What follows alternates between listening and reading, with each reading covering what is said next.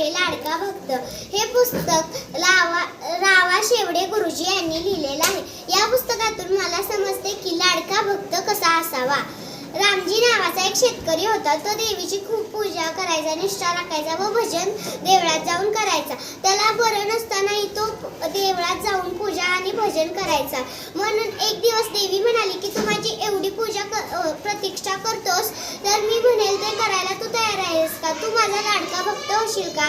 मी तुझी एक परीक्षा घेईन. तू ह्याच्यात जर पास झालास तर तुला माझा लाडका भक्त म्हणून मानेन. मग देवीने त्याला एक कडक अंजन दिले व म्हणाली हे तू तुझ्या डोळ्यात घाल. आणि रामजीने आपली निष्ठा राखत ते अंजन डोळ्यात घातले आणि म्हणाला की मी हे अंजन डोळ्यात घातले आहे. आणि मग देवी म्हणाली की तू माझी एवढी निष्ठा राखतोस आणि तू हे कडक अंजन सुद्धा डोळ्यात घातलेस, त्यामुळे आजपासून तू माझा लाडका भक्त आहेस. यातून मुलांना संदेश मिळतो की निष्ठेने काम केले तर त्याचे फळ आपल्याला चांगलेच मिळते.